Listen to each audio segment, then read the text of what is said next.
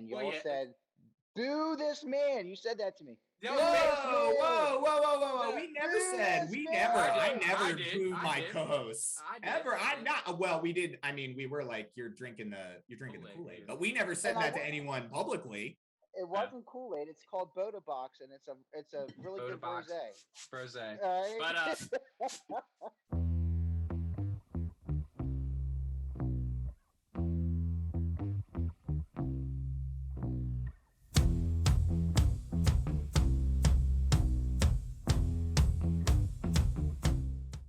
Good morning, everybody. It is December 22nd, 2021. And if the playoffs started today, the Ravens would not be in it. They lost a heartbreaker in M&T Bank Stadium, 31-30 to the top seed in the NFC in Aaron Rodgers and the Green Bay Packers. I'm joined by Brad Cummings and Chad Cummings. By the way, I'm Ben Super. I noticed that when I start these pods, I always introduce you two, and I never introduce myself.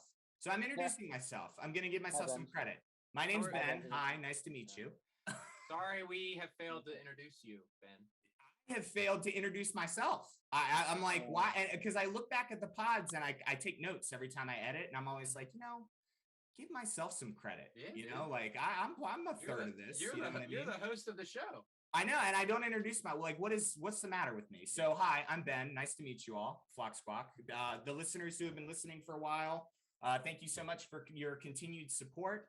And let's just get right into it. So we actually had Brad at the game. So I'm going to start with you. How was the bank, dude? Like, how was the atmosphere? You told me before the pod it was cold as shit. I'd imagine so. It's December. How was it? It was cool. It was cool, man. I mean, it was live. It was a nice 4:00 game. Playing against the best team in the league. I got to see Aaron Rodgers sling that thing. I was kind of rooting for both squads, unfortunately, because I've never seen Aaron Rodgers play before. You were rooting for the Packers? Yeah, man. I don't know why, but I wasn't rooting for him to win, but I was like excited because I was watching Aaron Rodgers sling that thing. I mean, come on, he's one of the best at doing it. So I've never watched a great Aaron Rodgers play before, so I was kind of excited to watch him play. Sure. I went the Ravens to win, but I mean, I was rooting for Aaron Rodgers too. But anyways, yeah, man, it was live. Everybody was excited per usual.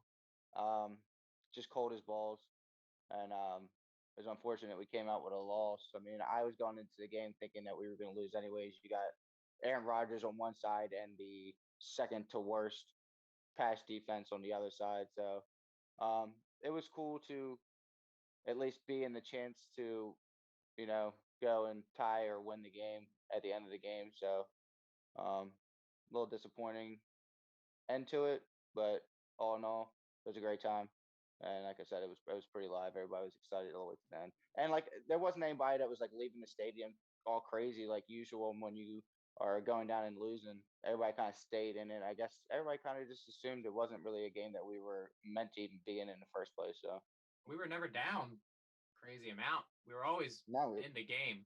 Well, people wouldn't. Yeah. What the most was 11 in the fourth quarter, I think.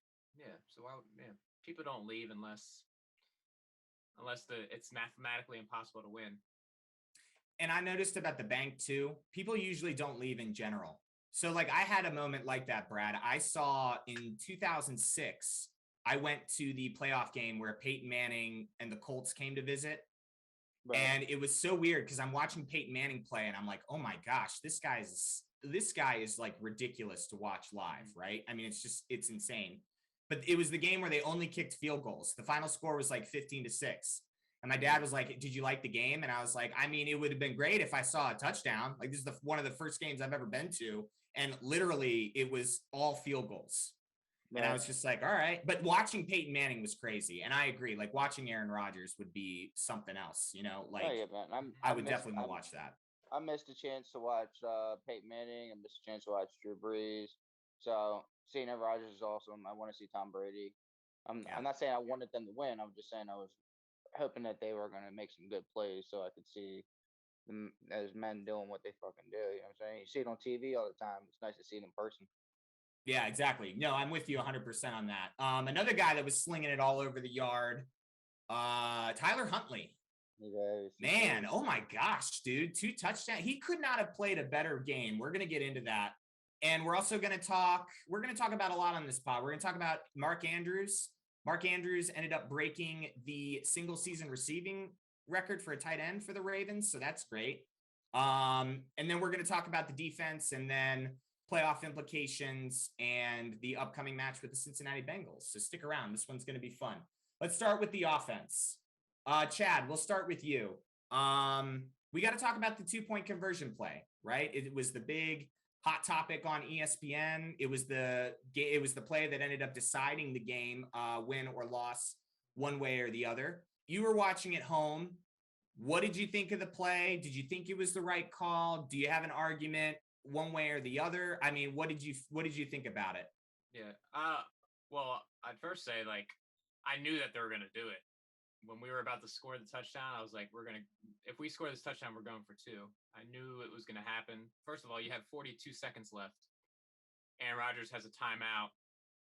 I mean, he's done it before. He did it earlier this year against San Francisco, I believe, where they had less than a minute to get a field goal with no timeouts, and he was able to win the game. So I'm sure that factored into it. I mean, they were going down the field on us like nobody's business. So I'm sure that was a factor. 42 seconds left. Aaron Rodgers has done it before, got a field goal to win the game for their team. So I was hoping that we would go for 1, to be honest. Just to be conservative. Like, hey, let's try to make this into an overtime game. Because in reality, like I just said, it's a little different than the Pittsburgh situation, because it was definitely going to go to overtime if we kicked the extra point in Pittsburgh, because there was no time left. This situation, there was a little bit of time left, but the odds are you're going to go into overtime. And then at that point, you're 50-50 shot of getting the first possession of the game. And I don't think their defense could have stopped us. And I don't think our defense could have stopped them. So same thing with Pittsburgh. Whoever won that toss was going to win the game, in my opinion. So that's a 50-50 shot. When it comes to the 2-point conversion, if you make it, you win. Well, not necessarily, because they still have 40 seconds left. But you gotta go down and kick you got to go down and kick the field goal either way. Yeah. So, but the way our 2-point conversion offense has been, I think our successful percentage is like less than 30%. We're at 25% now. 25%. Yeah. So it's a 25% chance versus a 50% chance. I think you kick an extra point and try to stop Aaron Rodgers and go into overtime and hopefully get that coin flip to go your way.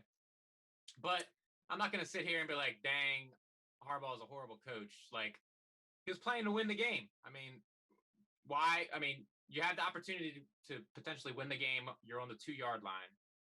Why let time go on? You know, they could get a field goal, or you can go into overtime and they can get the ball first and go down and score anyway. It's like, you have the opportunity to take the lead right now. Let's take the lead right now. It didn't work out again, unfortunately. The play call was horrible, I think. But the decision, I don't hate the decision. Okay. The play call was bad. Decision. All right, Brad, say why you think this was a terrible call. Terrible call. First off, when it happened in Pittsburgh, Bengals had already lost. We were already up in 1 game ahead in the division. Our team is already decimated. We're not even, the games that we're winning, some of them were getting fucking lucky. So we're lucky to be in a position of even leading the division. So that one that we didn't even go into overtime with Pittsburgh was dumb, because if we would have gone into overtime, we could have taken a 2-game lead. This week, we saw that the Bengals had already won at this point. So now if we lose this game, Bengals are taking the lead from us in the division. So you go for it on a 2-point conversion at the end of the game. After the whole 4th quarter, you stop them. They hadn't scored on us but a field goal, and the only reason they scored a field goal on us is because we went for it on 4th and 5 on our own 30-yard line or 35-yard line, giving them the ball within 30 yards in goal. You know what I mean? 30. All I need was 30 yards to get a touchdown or whatever, and then that's stupid in the first place. You had 12 minutes left and you're down by 11. Why not punt the ball, let your defense go and play the game? Instead, we go for it, give them the ball within 30 yards. We stop them. Our defense stops them. They kick a field goal. Then we get the ball back. We go down, score. Then we kick it to them, stop them again. Manabukwe gets through, gets that big ass sack, and on 3rd and 5, they punt it to us, have a terrible punt, go down, score again. So we stopped them 2 different times in the 4th quarter where they only got 1 field goal from us, and we stopped them. They had 35 yards to get a freaking touchdown, and we stopped them. I mean, we already did it once. Why are you going to go for 2-point conversion? You're still giving them. If we make that 2-point conversion, we're still got 46 seconds left that you're giving Aaron Rodgers to go down and kick a field goal. He kicks a field goal, he wins the game. He kicks a field goal, he wins the game. Whether you make it an extra point or you get a 2-point conversion, the only difference is we're ahead by 1 after we kick off to him. If we make that 2-point conversion, yeah, we're in the lead. But I mean, come on, dude, that's absolutely stupid. I know you said that. I guess he was giving the option to the players, but the dude, you're giving the option to a 23-year-old backup who, of course, he's going to be like, oh, yeah, let's fucking go for it. Yeah. You know what I'm saying? You got to make the decision. Like I said before the podcast, Bill Belichick kicks that extra point, ties the game, and then makes Aaron Rodgers go down there and beat his defense. That's the way you play football. These analytics and shit are so. I think it's just getting to be too much. To me, Harbaugh is just showing. I feel like he got scrutinized so much, like I said to you, about the first time that he did it. And he wanted just to prove that, hey, I'm going to do this again, no matter what you guys say about me and what you thought about me making that first call. I'm going to show you that if I'm put in the same position again, 2 weeks later, I'm going to make the same call. And it's absolutely, to me, it was absolutely ridiculous. You're putting no faith in your offense. You're putting no faith in your defense. You're putting no faith in your team. You're saying, I got to win this game right now because we can't win otherwise. So I can't tell you how many Aaron Rodgers highlight reels that I've seen of him doing walk-off touchdowns to win games. I've seen so many of them. He's made like a living off of making those kinds of plays. And with a timeout, I think you're asking a lot from a secondary that's been completely shredded. I'm going to defend the 2-point call. Somebody gets open. Marquise Brown is wide open in the back of the end zone. And Tyler Huntley, after the game, they ask him, oh, did you see Marquise Brown? He had like 4 yards of separation. And Tyler Huntley goes, no, I didn't see him. It's like, yeah, no shit, because that's not how the play is designed, right? They've probably practiced that play a billion times in practice. They feel comfortable doing it. They've thought through all these different scenarios on what to do. And their idea was get the ball to the best player and the person who's been balling out all game.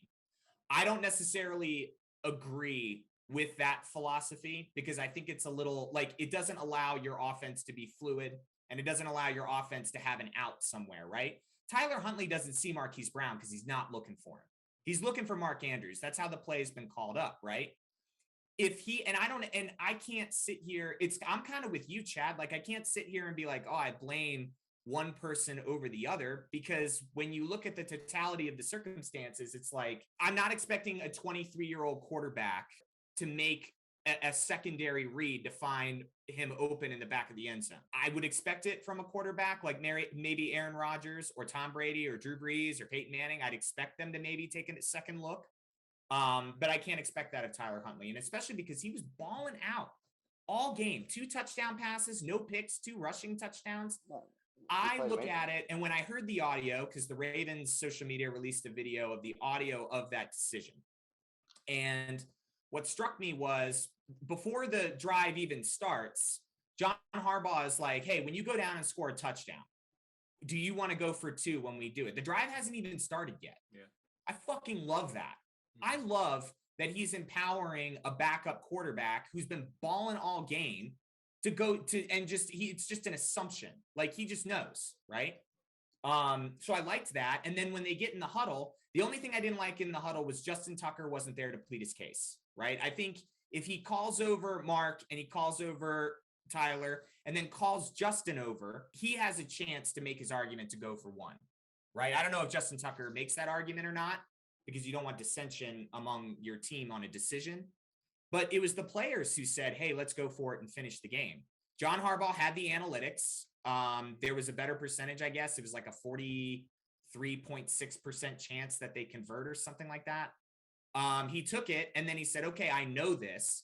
Now let's go talk to my guys and see if they want to do it. If he had just been like, we're dialing up a play right now and we're not going to talk about it, I would say, okay, he's using analytics to make a decision that he shouldn't be making. But he does call the plays over. And then when the play is over, Mark Andrews comes over and says, hey, man, that was the right call. It was the right call. And that guy, 136 yards receiving, 2 touchdowns, he was balling out all freaking game too. And he was like, look, I think it's the right call, because he knew he was going to get raked through the coals by the media, and he did. And he just wanted to let his head coach know, like, hey, we made this decision together. We made it as a team.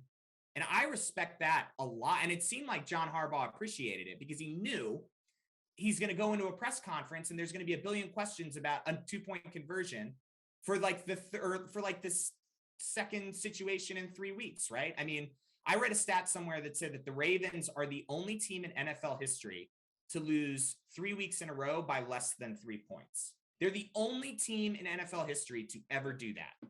It's such a rare occurrence that I don't mind you being, if he makes the right read, they convert. And what you guys have been saying too, 42 seconds in a timeout for Aaron Rodgers is plenty of time for him to go down. If we lose the game, then we're not talking about the 2-point convert. We're not talking about any of it.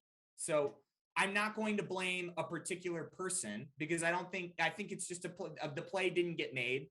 And if you had gone for an extra point, you can't guarantee that they would have won the game anyway. So I guess that's where I'm at with it. Let me ask you this question. Go ahead. Okay. We kick the extra point. Mm-hmm. We tie the game. They come down and score, kick a field goal to win the game. Mm-hmm. Are you at that point saying, well, fuck, Harbaugh, you should have gone for 2? Absolutely not. It doesn't make a difference. Why would it? Absolutely It didn't make not. a difference. Exactly. Right, but that's what I would say. I would say it doesn't make a difference. It makes no difference. It's absolutely stupid. That's what I'm saying. In the first place, there's no reason to do it. You're giving it is a difference. You're giving Aaron. You're giving no how. It just doesn't make. It makes no sense to me. No matter what, he has to go down and kick the field goal. Yeah, that doesn't change. We did. It hasn't worked. It hasn't worked for us. We didn't get the 2-point conversion last week. We didn't get the 2-point conversion the week before. What the fuck's going to make you? You said we were 2 for 8. What makes you think that this is going to be a different? There is no difference, bro. You're giving the ball to a 23-year-old backup. Not saying he didn't ball out. He fucking balled out. His statistics are pretty close to Aaron Rodgers, to be honest with you. I mean, actually, he got more touchdowns than Aaron Rodgers because he had 2 rushing touchdowns. But you're giving it. You're putting that weight on the team to make the decision when you should have just made the decision yourself. You get your defense stopped them twice in the fourth quarter. Let them stop them again. But what about the first, Let second, them and stop third them again. quarters when we couldn't? It doesn't matter. The game is won in the fourth quarter. Everybody knows that. The game is won in the fourth quarter, and we were putting ourselves in a position to win the game. Not only our offense was tearing it up, but our defense was tearing it up.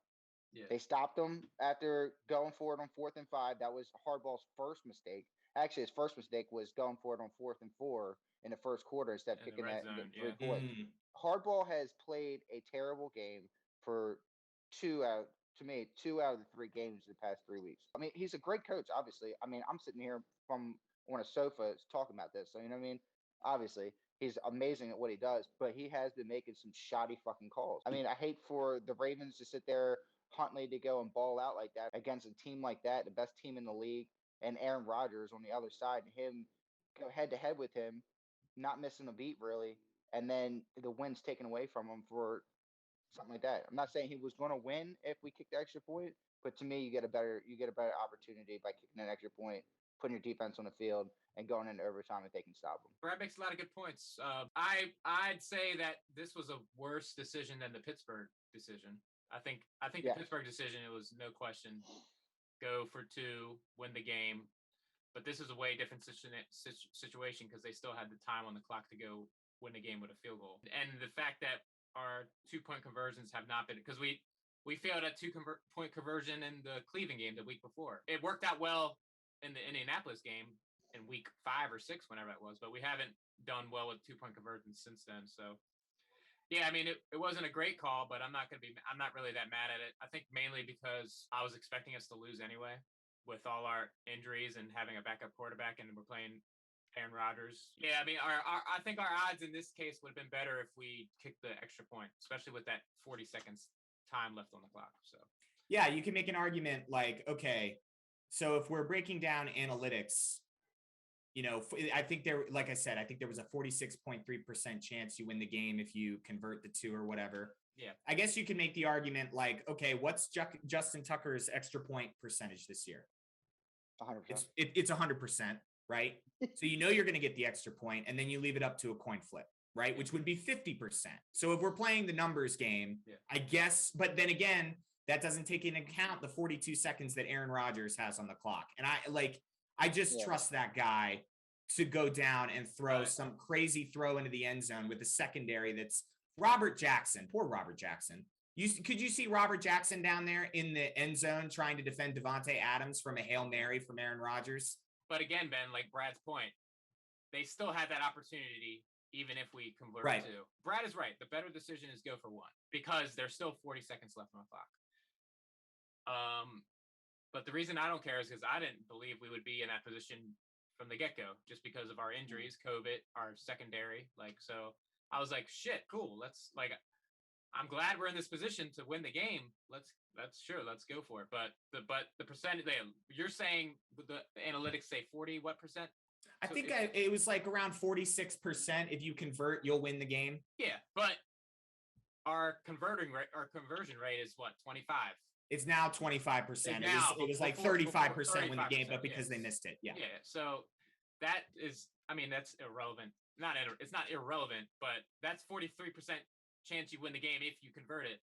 And we had a 30% conversion rate of 2-point conversions at that point. So it was probably a bad call, but we still own our own destiny when it comes to the AFC North. If we win our next 3 games, we are AFC North champions. So we're in a worse position, but we still control our own destiny. So that's the way I'm looking at it.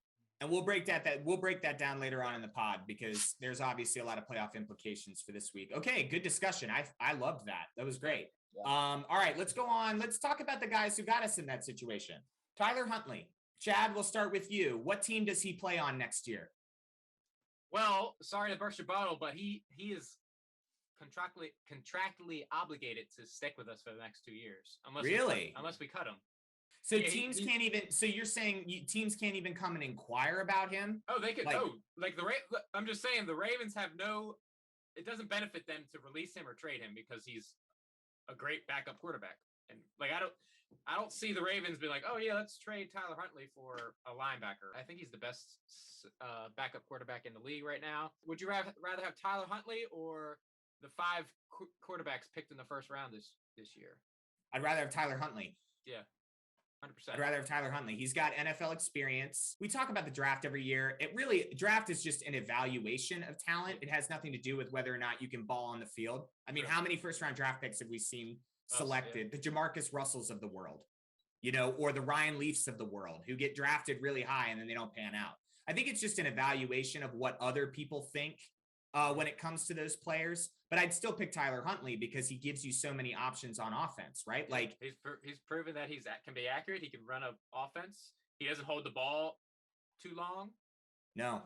He doesn't take the sacks that Lamar has taken. If he was a free agent next year, there's plenty of teams that could use him as a backup. As a starter. You got Carolina, Sam Darnold. I don't see. He's had so many shots. I think Carolina could use a quarterback one. Washington could use a quarterback one. Denver could use a quarterback one.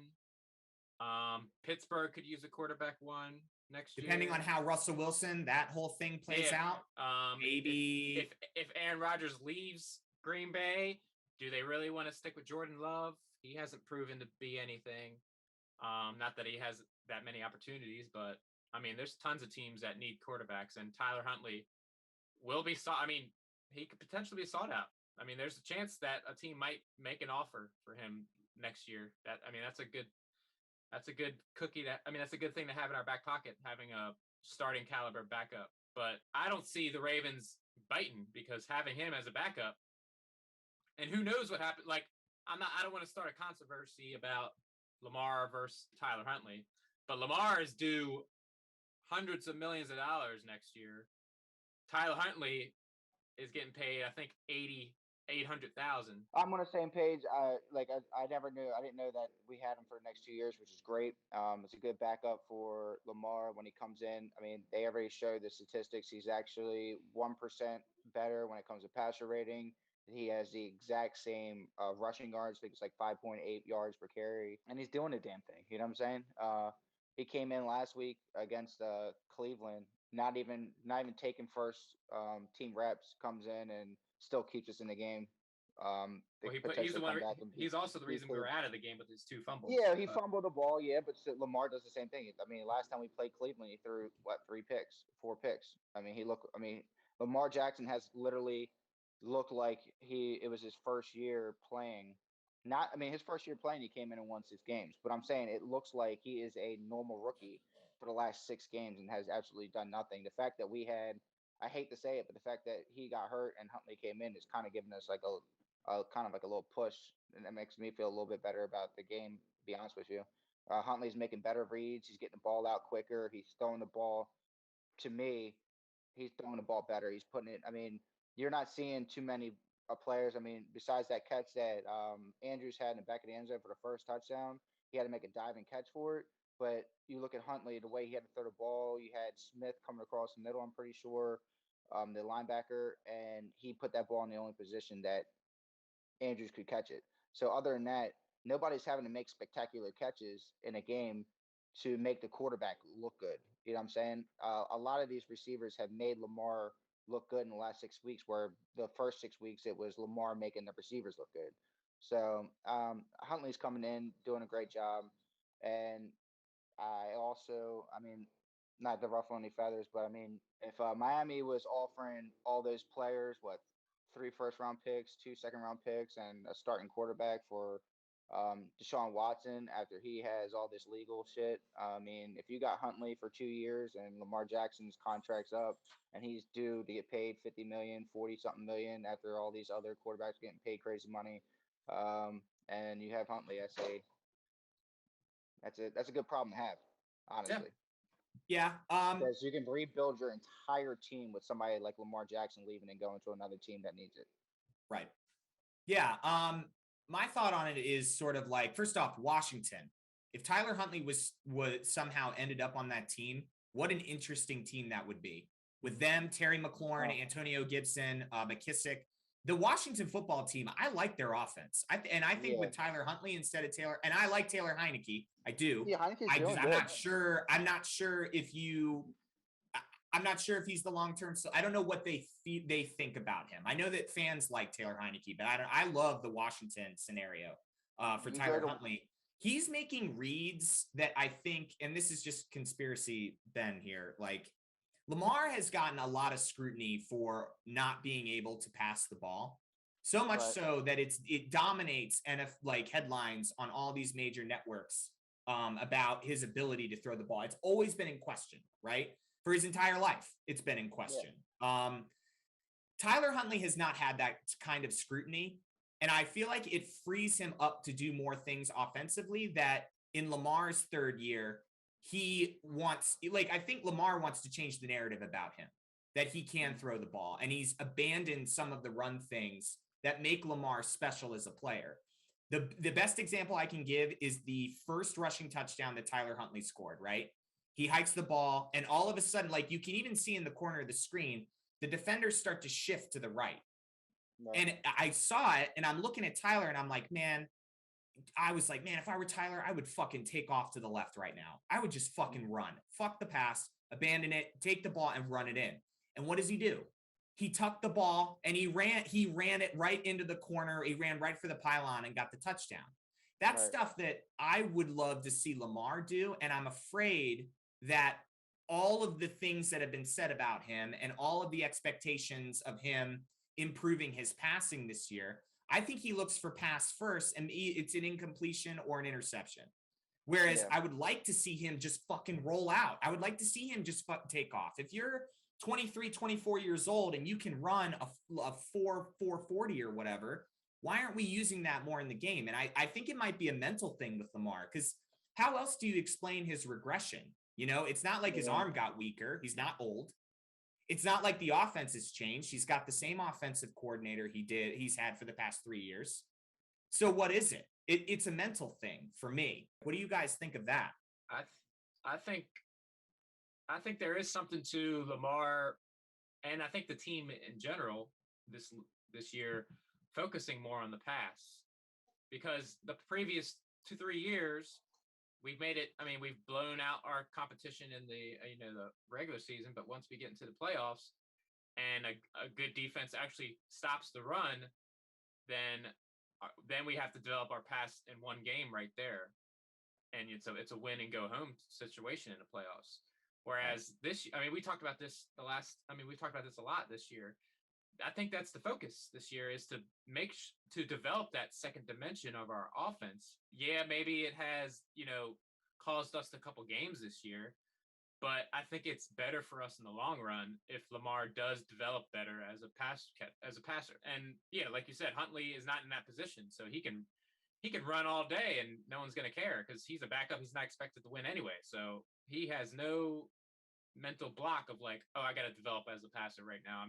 He's probably just thinking, let's win the game no matter what, because I'm a backup. We're not expected to win.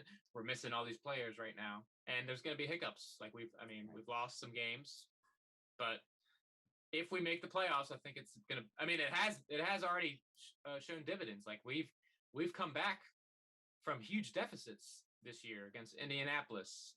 Who else have we come back? Kansas City, Chiefs. the Chiefs. Yeah. Like it's paid dividends already. These big games that we were down big, coming back because of Lamar's development of the passing game. He didn't do it on his legs. He did it with his passing. Right. So I'm not mad at that. Brad, what do you think? Yeah, when it comes down to like Huntley, he pulled down, he lets the, like you said, he ran out to the left side on that first touchdown, but he let the play break down. He didn't make a split decision. Hey, you know what I mean, like a sporadic decision to just go and run. He let the play break down, let it open up, the whole right side open up, and then he made the decision to run. Well, I feel like when it comes down to Lamar, yeah, he's passing. You say he's looking to pass a lot more this year rather than make his runs. Yes, but also Lamar, when he does try to make his runs, I feel like he's just doing it too soon. He's not letting. I mean, granted, yeah, obviously our offensive line lets everybody get through, so he really doesn't have much of a choice. But when he does have a choice, he's not playing like instinctually like he used to play. I don't think Huntley is doing much different. He's just he lets the play break down. Same thing with the second touchdown that he had. He let the play break down, looked for his first and second options. Nothing was there, and then ran it straight up the middle for a touchdown. Yeah. You know what I mean? He's letting the play progress rather than just making a quick decision and either running too early and there's a linebacker there or not getting anywhere in general. Yeah, and I guess you can make an argument for Lamar too, right? Like if Tyler Huntley is rolling out and he can't find receivers open either, and he has to take off and run, I mean, it's two completely different quarterbacks, right? We can also give him the benefit of the doubt because he doesn't have the run game that he was supposed to have this year, right? Although sure. I gotta say, Latavius Murray was impressive. Yeah, he was just driving the pot. I mean, I love the way. I like the way Latavius Murray runs the ball anyway. I like a north-south runner who's just a big guy. He's not afraid to take hits. I just don't think that's a good substitute, though, for Gus Edwards and J.K. Dobbins, right? This offense maybe would look totally different if those guys were in the lineup. So if I'm looking at the upcoming games that we have for the Ravens, my one concern is how is our defense and our secondary going to hold up? Brad, we'll start with you. Like, were you impressed by the defense holding Aaron Rodgers and company to 31 points? I mean, it's not, I guess that's a pretty good outing if you get a touchdown every single quarter, right? That's what it averages out to. Yeah, they scored. Actually, I'm pretty sure I said that my score was 31-16. So they scored. You did. You nailed the Packers number. Good for you. Yeah, they scored the exact same points I thought they would. So now, I mean, Aaron Rodgers was picking us apart. He was doing literally everything he wanted to against us all the way up until that fourth quarter where we finally stopped him twice. We stopped him for a field goal and then stopped him for a 3-and-out. That's the best quarterback that we're going to play, and to me, the best offense we're going to play. I mean, even against the Rams. I mean, obviously you got Stafford, but I'm going to take Aaron Rodgers over Stafford. You got Cooper Kupp. You're going to take Cooper Kupp over Adams at least this year. But when it comes to like the second receivers and the tight ends and everything, I'm going to go Green Bay's offense is definitely better. I mean, I know they got Odell Beckham and everything like that, and that guy Jefferson, but I'm still going to take Green Bay's offense over the Rams offense. Just personally, that's what I would do. At least our offense allowed us to stay in the game when our defense wasn't able to stop them. So if we can continue to do that, I don't really see it being too much of an issue. I mean, we have the second worst pass defense in the league. It is what it is. I mean, we just gotta hope that our offense can put up the same amount of points that the other teams are going to put up against us. This at this point, that's just kind of what it is. Chad? I mean, we didn't do great. Obviously, they scored 31 points. Were we expecting them to do great with all our injuries and COVID sicknesses? Not at all. I mean, we had Robert Jackson, who's never played a defensive snap, number 17 again. Devontae Adams, number 17, who is a future Hall of Fame wide receiver, probably. Yeah, absolutely crazy. Yeah, that one touchdown that Devontae got, he had inside help from the safety. So the fact that he still bit inside just because of Devontae's footwork, and Devontae easily got to the outside, is like, that's how good Devontae Adams is. Right. And how inexperienced our secondary is. Like, when you know you have help on the left side, you're not supposed to, bite inside. You're supposed to keep your outside positioning. So the fact that he bit on that, but that's just that. I mean, that's a 8-year pro versus a first time undrafted player. What can you do? And that's all we had. Before the game started, we lost Jimmy Smith to COVID. We lost Sammy Watkins to COVID. Tavon Young, one of our better cornerbacks now because of all the injuries, he gets out with a concussion. Our team is just depleted, man, and we're still doing decent. So that's something we can hang our hat on. Something that was promising was the couple sacks we got. Houston had some pressure. Metabikwe had a huge sack. We did better than I thought we would, so that's a plus with all the injuries and stuff. It gives me hope. I agree. Like the way that the offense was humming, and then the defense too. There were some decent stops on. I know Aaron Rodgers missed a wide open one to Devontae Adams on the sideline, which would have gone for a big gain. But overall, I thought what surprised me the most was that Green Bay ran the ball as much as they did. You would think that they would have looked at our depth chart and just been like, okay, they might play this guy in this game. And they did after a while. But in the third quarter, it was like Aaron Jones was humming. Like he was running the ball 8-9 yard pops. And I'm like, dude, what the fuck? Like if we can't defend a run against Green Bay, I mean, it started to click for them in the third quarter. Up front. But I agree. I always seemed like Justin Houston, we haven't talked about him much. He was a free agency pickup. It seems like he has a play every single game where I go, man, Justin Houston's on our team. Like he'll sack somebody or he'll get a tackle for loss. And it's like every single game, he's pretty consistent. Yeah. Matabwike had a great sack on Aaron Rodgers. I agree. I love that. Yeah. And then Patrick Queen, they had him out. We were talking about how depleted the secondary was. Patrick Queen was out in coverage. Yeah. Aaron Rodgers was breaking down the pass he threw to Valdez-Scantling in the center where it looked like he had no room at all. And he was like, well, Patrick Queen turned his back. So as soon as he turned his back, I felt comfortable letting it go. Yeah. And that's just because Patrick Queen is trying to defend a receiver. You know what I mean? Like, that's how bad it is in Baltimore. Also, a big thing with the defense is I forgot Chuck Clark got COVID as well before the game, so he was out. So Geno Stone was wearing the green dot, so he was calling the plays, and I think he was doing pretty. The consensus is he was doing pretty well. Yeah, being the play caller on the defense, and we had two. I mean, with Stevens and Geno Stone out there at safety. I mean, we did good for what we had, Right. So I was very proud of our backups. Right. And hopefully COVID's not a factor next week. But at the moment, McPhee was at it yesterday. Justin Houston was at it yesterday. Jimmy Smith, Chris Wesley, Chuck Clark are still all on COVID. They haven't been passed yet. Things aren't looking good on the COVID front already for our defense. And we still have Sammy Watkins and Tristan Colon still as well. So that's 7 players as of yesterday. And we are, we're still 4 days away. COVID's running rampant right now, man. Yep. It's a 6th season, and this new variant is very contagious. It's less, they're saying it's less, when it comes to symptoms, it's very mild, but with all the fear and stuff, they're not going to change. If you got COVID, you're not going to play, even if you have no symptoms. So, right. So it's just a matter of hopefully it doesn't transfer anymore to any of our players, but there's a lot of teams dealing with 20 plus players, and Kansas City just got hit pretty hard yesterday. Travis Kelce, Tyreek Hill just got put on the COVID list. Like the big names, Steelers they're gonna have a chance to beat Kansas City now with all their offensive weapons out for COVID. Kelsey has he's vaccinated, so he might actually be able to play depending on what happens. But I mean, this is how often have we had that where a vaccinated player got COVID early in the week and he got 2 negative tests in time for the game. I don't think it's happened. I don't think there's enough time to get those 2 negative tests before the game, you know? I'm hoping. If you are, it's like a game time decision. Exactly. Go ahead, Brad. I got him in my fantasies, and I need him to play. So yeah, let's playoffs. I know. I'm in playoffs, second round. I need him to play. I haven't heard anything about Cincinnati.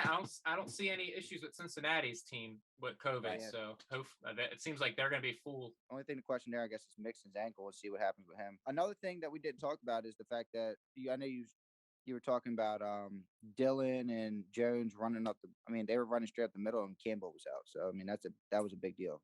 Yeah. But also that play that you were talking about, Chad, with Adams, we saw that all the way up from top. I was so upset. Yeah, he had the safety help over the top. Obviously, yes, he's a rookie, but also that was a big play on Queen too. You had Dillon lined up on the outside. It was the empty backfield, lined out on the outside as like a little just to kind of get the attention of the defenders, and then they moved them into motion to move one of those defenders away from Adams, which set it up perfectly. Yeah. I mean, as Queen second year, he should have fucking realized that Dillon wasn't even part of that play. You know what I mean? And that should have he noticed it. I mean, if you rewatch it, you notice he was like, oh fuck, this dude's wide open one-on-one with a rookie. I need to get over and help. But by the time he realized it, he was too late.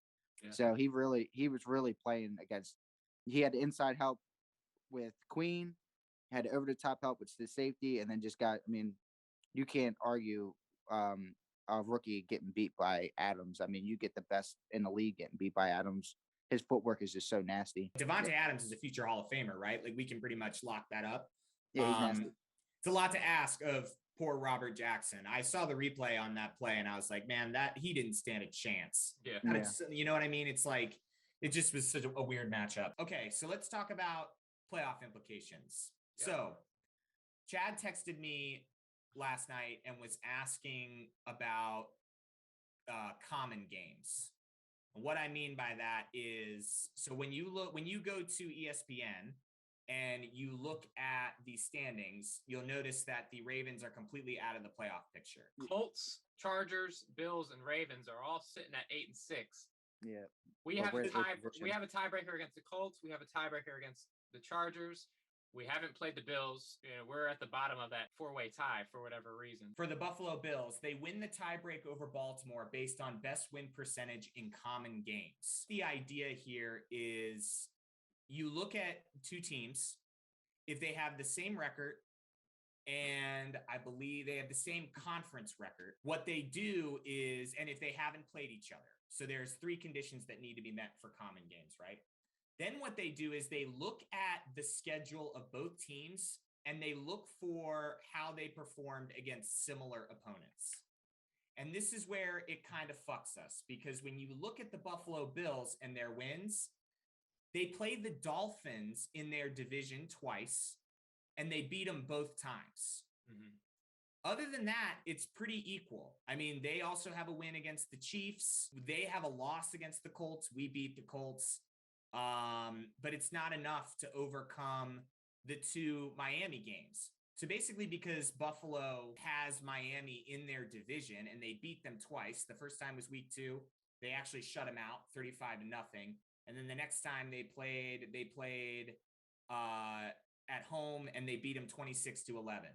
Because we lost to the Dolphins, that's what's got us outside of that spot. If they had a worse conference record, we'd be in. If we had a better record, they'd be in. But that's what they mean by common games. All the other ones kind of make sense, right? Like the Chargers and the Colts make sense because they have a better conference record.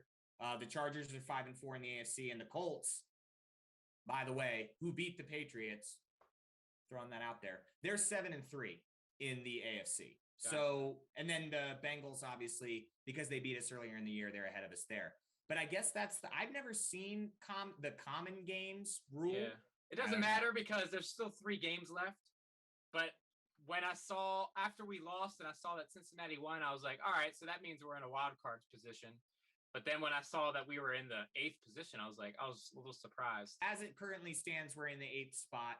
We have a huge game against the Cincinnati Bengals coming up this week. Yeah. So I went back and I listened to our podcast from the first time around. You know, we all know how it ended up playing out. They end up losing 41-17. I'm not convinced that the Bengals repeat what they did, regardless of whether they're home or away earlier in the season. Absolutely not. I watched that game against when they played the Broncos.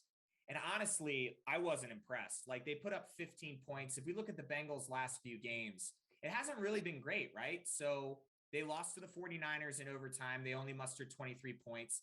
They lost to the Chargers. They could only get 22 points. And then this week, it's like, yeah, they won, but they put up 15 points. Isn't it crazy how, like, a team can play like shit, take over a division, and the team that they took it over for doubled the point total that they had the previous week? So, Brad, we'll start with you. Like, the Bengals are home for this game.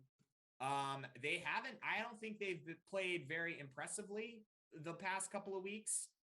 What's your score prediction for the Bengals game? This is a huge one. This one's going to decide ultimately, I think, who wins this division. So go ahead, give me a number.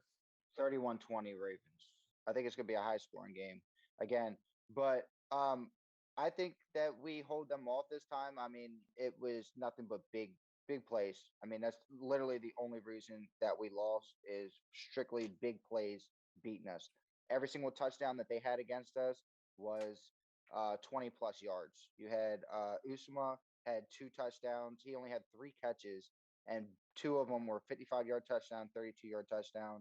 Jamar Chase, we actually kept him at bay all the way up until he made that 182-yard touchdown where he just spun out of 3 people, terrible tackling.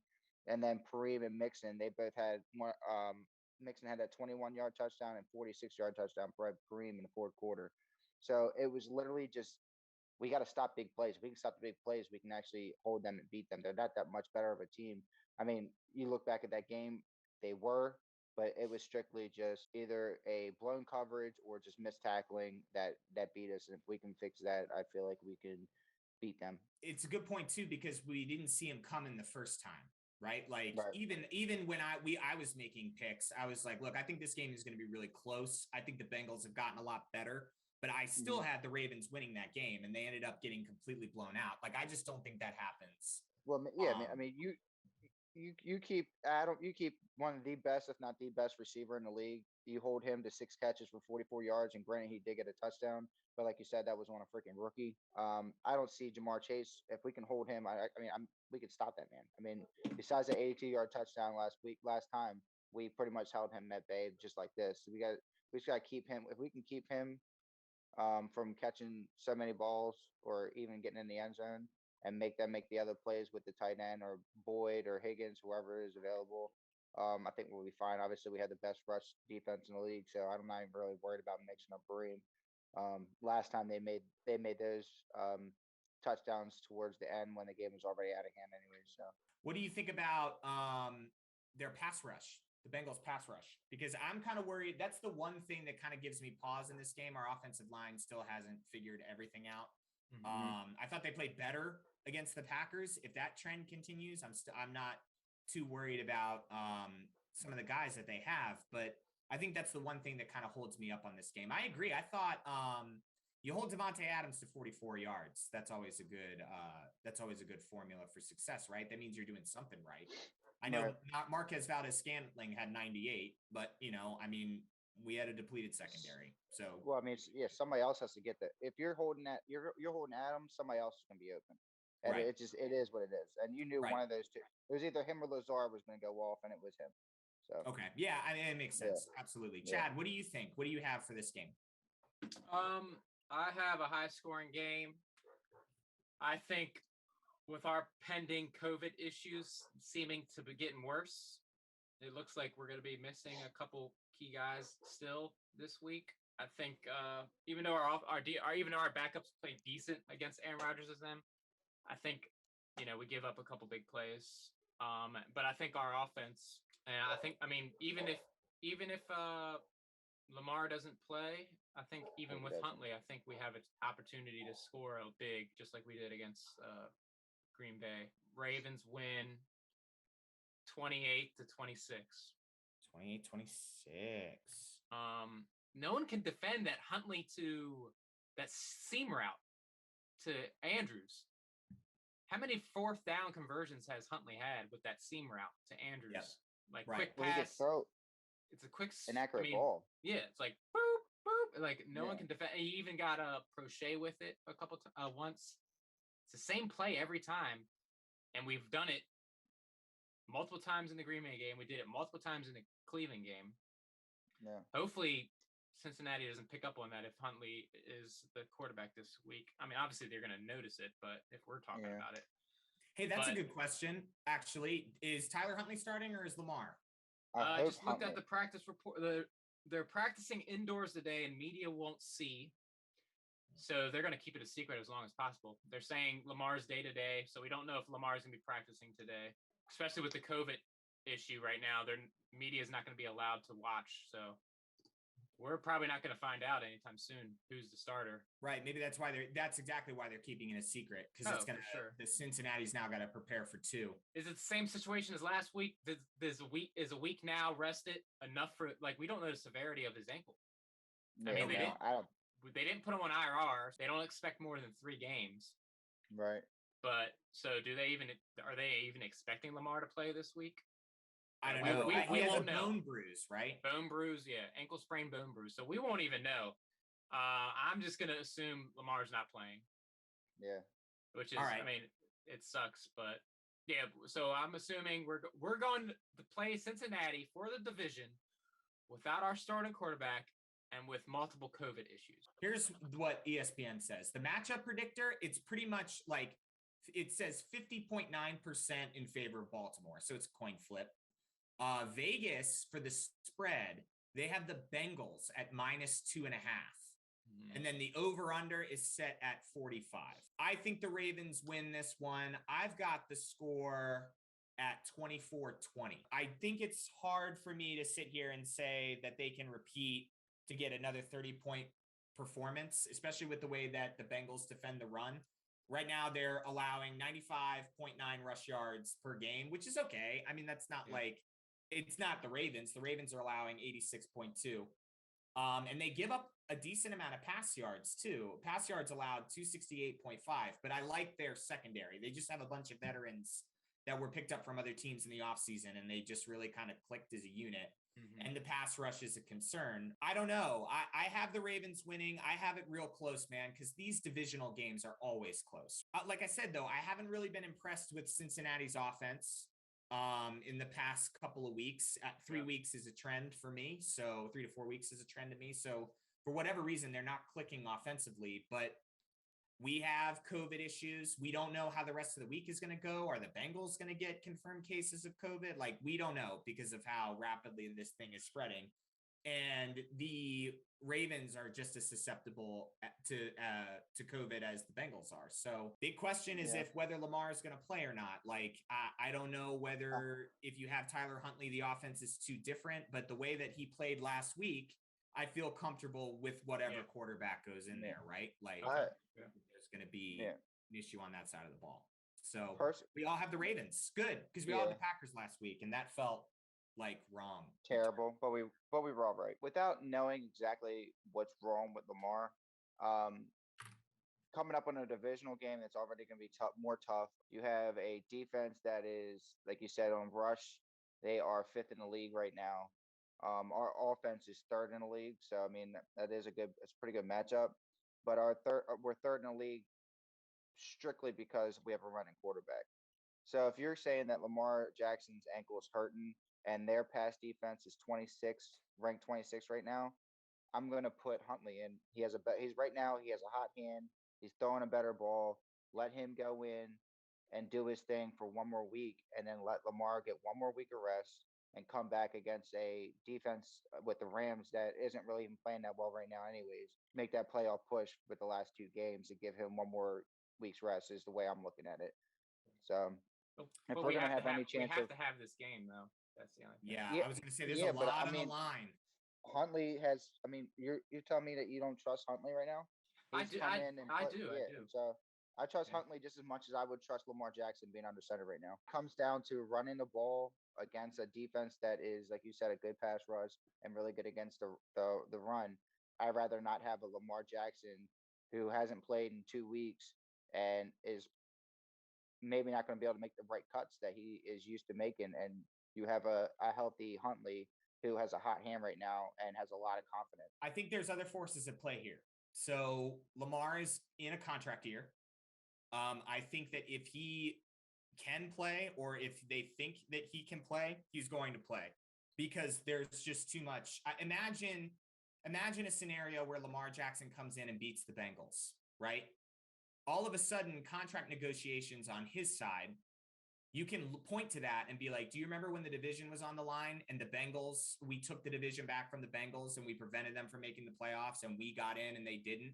And I think you can use that in contract negotiations, especially because he doesn't have the agent situation is different. I'm just going to say it's because it's him and his mom, right? Yeah. But I think that matters this year. I think if it was another year, I think Lamar, I think he's going to say, yeah, I'm ready to play.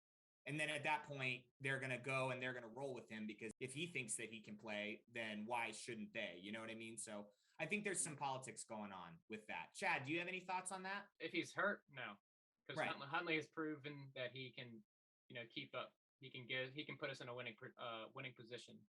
Yeah. So if Lamar's hurt, Huntley it is. In my opinion. All right, but either way, we have the Ravens winning this one. I guess we'll find out on Sunday. Yeah. I was looking at the playoff implications if we lose. Oh, well, if we lose, it's not good. Yeah, but it could. I mean, if we lose, we can still make the playoffs. If we win out against the Rams and the Steelers, And I don't think those games are guarantees. Yeah, Well, yeah, we'd have to win out, and we would need the Colts to lose or the Chargers to lose. But I mean, we don't need to talk about that because there's still 3 weeks left. There's so much time, and on top of that, I don't know who some of these teams are that are competing for spots, right? The Steelers, they beat the Titans because the Titans choked. Yep. I watched that game and I got pissed off towards the end of it. Are the Steelers finding something? Are they going to do the Ray Lewis in 2012 route where they say, oh, this is Ben Roethlisberger's last ride, let's go out and win it for him? Right. I don't know. That game's not a guarantee win for me anymore. I still have them taking the 4th seed. I think they can beat the Bengals and the Steelers, and that's going to be enough. Okay. Right. And they could probably drop one, but it's going to be close. It's going to be very close. Coming down to it, it's going to be really, really close. And I'm looking forward to it because this is my favorite time of the year when it comes to football. Yeah. I personally think because I looked at the seeding last night. I personally think that if we can lose one game, but we have to win 2, and that's the only way that we're going. And the only way that we're going to do it is this game. We have to beat the Bengals strictly because they took the division from us. Yep. They're leading right now. We have to beat the Bengals this week. If we lose to anybody, lose to the Rams next week. Yeah. But we have to beat the Bengals this week because everybody else, Chargers aren't losing, Bills aren't losing, Colts are going to go 2-1, Bengals are going to go 2-1. Everybody else has an easy matchup going down the road. So I would have agreed, but you know what? The Cardinals lost to the Lions this week. That's true. That is Anything true. can happen. Hey, you guys can't argue the fact that I know they've only won 2 games now this year. They've been in almost every single game that they played in. Absolutely. So sure. It's pretty wild. Yeah. Okay. I think that's good for a stopping point. Brad, Chad, it was good talking to you. Enjoy the holiday. Happy holidays, everybody. Happy holidays. Yeah, so have a great Christmas. And we'll see you next week after the Bengals game where we'll either be excited or bummed out. Sound good? Yep. Sounds All good. Right. Call, Call, people.